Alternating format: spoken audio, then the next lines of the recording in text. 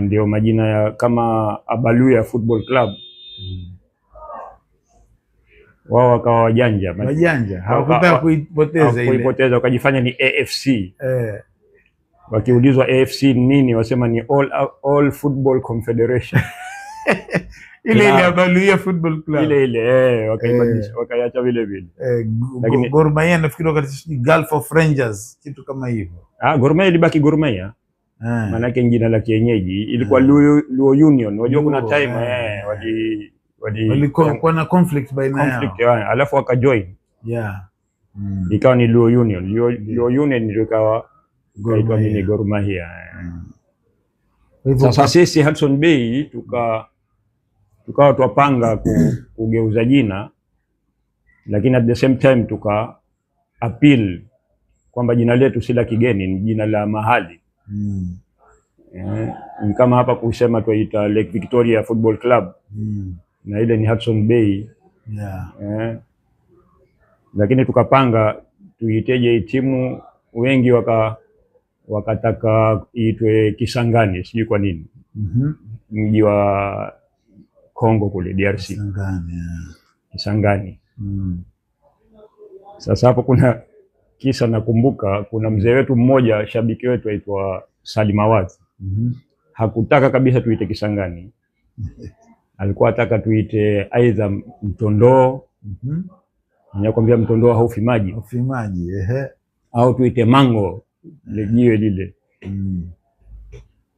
Lakini akawa hapati support. Siku hiyo akaja jioni atuambia, "Nyinyi mtaka kuita timu Kisangani, mnajua maana yake Kisangani ni nini?" Mwambia hatujui. Sema mimi nakutana na Mkongo mmoja airport. Kamuuliza, "What's meaning of Kisangani?" Akasema, "Oh, Kisangani. Kisangani WC." Kamwambia kwanza Wakongo wazungumzi Kiingereza bwana. Sema huyu alikuwa yajua huyu. Sasa yani kutuput off kwa tusiite Kisangani. Sema Kisangani mchoo.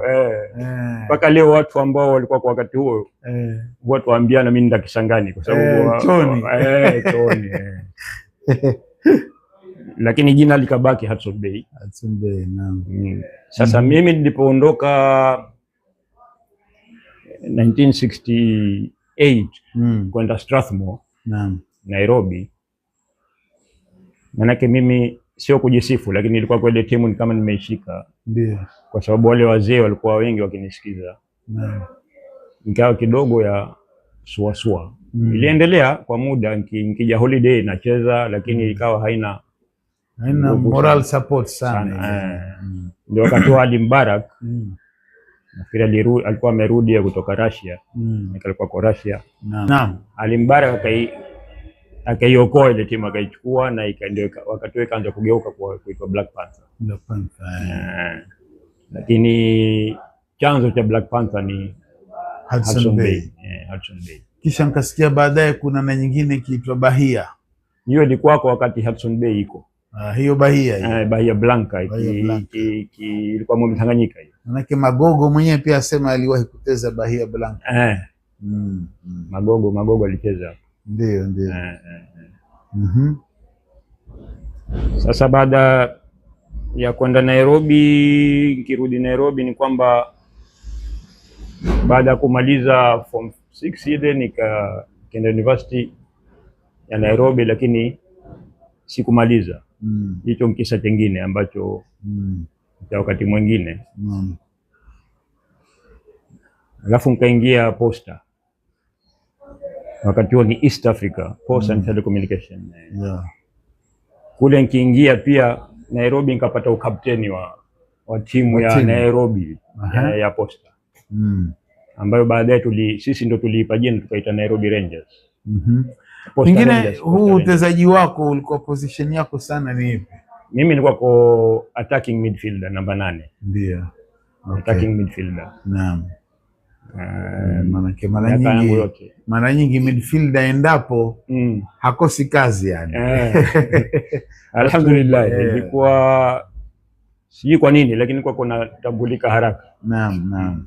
So nikapata captain kule na tulicheza na watu ambao pia walicheza timu kubwa wengine, Gor Mahia, FC wakati ule Maragoli. Na mimi sikuenda hizo timu. Hata hapa Mombasa kuna time Faisal ilinifuata, Liverpool ilinifuata, lakini hukujoin na wao. Sikujoin, nilibaki pale pale Hudson Bay mpaka nikaondoka. Sasa kule ikawa kuna mechi zile za wanaita Kekoso. Kabla hapo ilikuwa kwa Yakaso. Yaani timu shirika la Posta lilikuwa na timu ya Kenya. Na timu ya Uganda na timu ya Tanzania. Zote ni Posta hizi. Zote Posta. Kwa hivyo kutaundwa timu ya Posta kwanza ya Nairobi, ya Mombasa, ya wapi, alafu mtacheza humu, kutachaguliwa wachezaji wawe ni Posta ya Kenya sasa. Ndio. Alafu Posta ya Kenya itacheza na Uganda na Tanzania, alafu itachaguliwa timu Posta ya East Africa. Timu moja. Sasa mimi alhamdulillah huwa nafika mpaka ya East Africa. Nilikuwa nikiwako katika hizo timu. Ndio. Tukicheza hizo mechi. Mashaallah. Wakati huo wachezaji wengine tukaanza kucheza na wachezaji wa maji makubwa, kina Murila wakiwa Airways, kina Bobby Ogola, kina nani Ogola Kadir, kina nani. Sasa nilikaa Posta pale toka 71 alafu 78 nikaingia. Ilikuwa kwa zamani East African Post and Telecommunication ni tofauti na East African External Telecommunication, kiitwa Ex-Telecoms. Mawasiliano ya nje. Sasa mimi nikatoka Posta nikaingia Ex-Telecoms.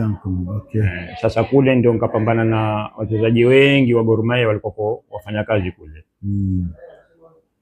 Kina Bobby Ogola, kina Alan Tigo, Edward Wamalwa, Kiono Buri goalkeeper, Ogola Kadir, nani Lukoe, Agri Lukoe. Kwa kikosi kikubwa, lakini na mimi pia nilikuwa na penya nimo. Inshallah, uzuri bwana. Sasa historia yangu ya mpira ni hiyo.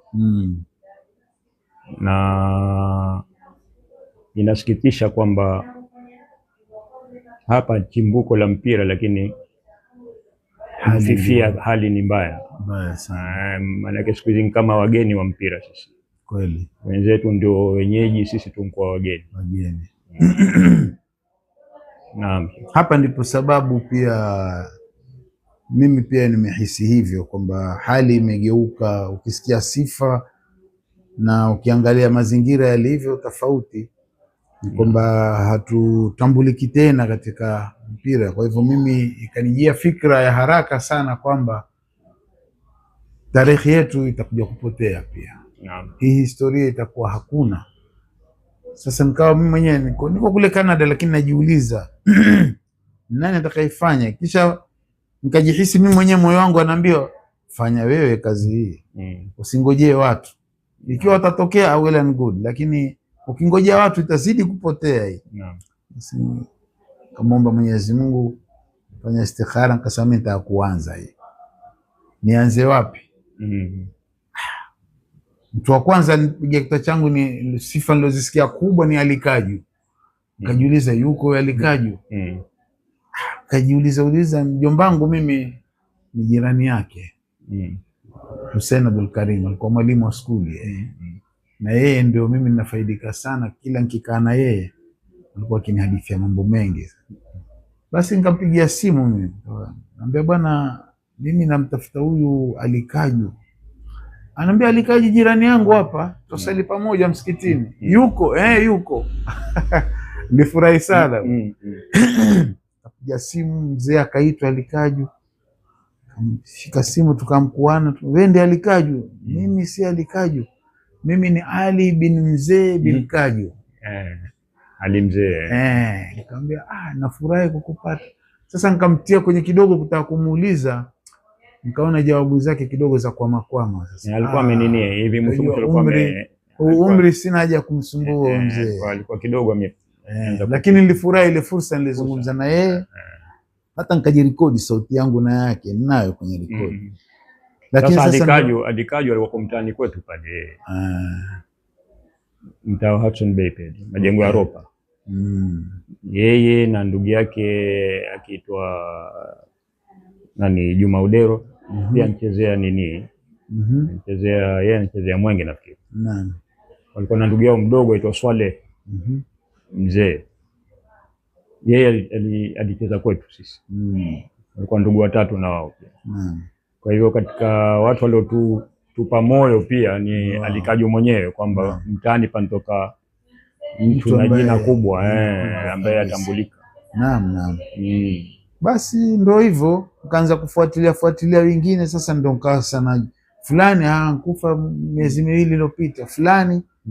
Sasa nikaanza umuhimu huo, simu nikasema ngojea ati mpaka nije hii simu nitaka sauti zao wajieleze. Alhamdulillah leo tumfika mbali. Na nashukuru support ikatoka katika na hii mitandao, watu wakasema bwana usirudi nyuma, ili jambo liendelee. Wala si kwamba ati mimi ni mjuzi wa mambo ya broadcasting, sijui broadcasting wala sijasoma broadcasting, lakini ni mtu tulikuwa kipenda kusoma magazeti, kisikiza mahabari. Kwa hivyo zile kanazi apply mimi mwenyewe kwa mwenyewe, na naona leo tuna collection kubwa na nia ni kwamba tuandike kitabu, historia iweko, itahifadhika na watoto watasoma. Kwa hivyo ni kumuomba Mwenyezi Mungu, na mimi nashukuru bwana. Umfanya vizuri sana kuleta jambo kama hilo, manake watu ndio hao, kila unaimuuliza waambie washakwenda mbele za haki. Sasa mambo ya zamani mengi yatakwenda hivi, tulihadithiana hivi yapotea, haidhibitiwi mahali. Lakini kwa ndia hii inshallah tutaweza kuyahifadhi hapa tulipofika mpaka siku za mbele. Na mimi nawashukuru wote ambao waliojitokeza kusaidia kwa ndia yoyote. Usaidizi ni aina nyingi, kukupa support, hata kukuombea Mungu pia ni jambo zuri, lakini mujitamaa watakana usaidiane watu kupelekana mbele. Sasa tuko katika kuangalia maarifa, kwamba mbali na kitabu kikishaandikwa hii generation ijayo ienda wapi. Haya ndio mambo ambayo kwa sasa ni muhimu, na inshallah kwa ushirikiano wetu sisi tutaweza kuweka jambo la kimsingi likawasaidia wote hao. Amin inshallah. Nafikiri tatizo kubwa pengine hivi sasa, maanake sisi tukikua kulikuwa kuna viwanja vingi, vingine ni rasmi, vingine si rasmi, lakini nafasi ya kutosha watoto kufanya mazoezi. Watoto wakicheza Mtanganyika tukicheza pale, sasa hakuna tena kiwanja. Pale Mbuyuni ambapo ndio Mewa sasa, pale kwa kuna kiwanja hakuna tena. Tononoka pale kwa kuna viwanja 4. Waweza kwenda kuangalia mechi 4. Ukichoka kwenda hii inaweza chezwa kwa mara moja. Kujengwa majumba mpaka ofisi ya chifu ilikuwa ni pati ya kiwanja. Kulikuwa kuna kiwanja kingine tukiita kiwanja cha Tiftif kule Central Girls. Mshaona ilikuwa hakimei nyasi, wanacheza kwenye mchanga. Mkikosa kabisa mahali pa kucheza mwenda kule wacheza. Sasa viwanja vyote hivyo, Ziwani palikuwa kuna kiwanja mpaka kwaitwaje Burnley pale palikuwa kuna kiwanja. Ndio mbele ya klabu yao pale. Na watoto wakipenda hawataki uwanda mkubwa. Wakipata kisehemu tayari mechi zitatezwa na nini. Na kona zitapigwa, hata kama kona inka upande lakini itapigwa vile vile. Lakini sasa watoto wenyewe watakwenda cheza wapi hata kama watakucheza mpira? Sasa kule Canada hakuna skuli ambayo haina kiwanda. Hizi skuli zote lazima kuna kiwanda cha tena kiwanda cha kisawasawa, kiwanda ambacho unaweza kuteza. Sasa tukiviona usikitika, tukasema angalieni bwana, kwetu watu hawana viwanja, angalieni tena vaangaliwa na kukatwa nyasi na nini. Hapa pia ilikuwa hivyo, skuli karibu zote zilikuwa na viwanja vya Mvita pekee yake ile ilikuwa kuna viwanja 3. Ndio vinyakuliwa, kwingine jengwa kote, viwanja 3 vya football. Mvita primary Chude ilikuwa kuna viwanja 2, kimoja upande huu kimoja upande huu. Full viwanja vya mpira. Skuli moja hiyo. Lakini sasa hali zimegeuka, watu wamekuwa na tamaa, ardhi, kila ardhi tupu inaonekana nini. Inshallah bana, sisi kilio kikubwa kwa ndugu zetu wanaokuja na kuongea, mara nyingi kilio ni hiyo stadium. Kwa hivyo kilio chetu bwana, sisi bado twakipaza kwamba stadium ndio kitu muhimu katika kuendeleza mambo ya sports kwa watoto wetu, future yao. Kwa hivyo tusimameni pamoja, toeni sauti zetu kwa serikali kuu ama serikali ya county, warudishe stadium yetu na viwanja vingine vile vile waturudishie ambavyo vilivyochukuliwa kinyume cha sheria. Kwa hivyo natoa shukrani mara nyingine tena kwa mgeni wetu kwa kuhudhuria, kutupa muda wake na kutufaidisha katika tarehe ama historia ya masala ya mambo ya mpira katika zile timu ambazo alizozipitia yeye, na tunasema shukran sana. Mwenyezi Mungu akubariki mzee wetu Sud, na inshallah atuafikie haya tunayoyasimamia yawe ni mambo ya msingi katika jamii yetu ijayo. Na mpaka hapo tunasema assalamu alaikum warahmatullahi wabarakatuh. Asanteni.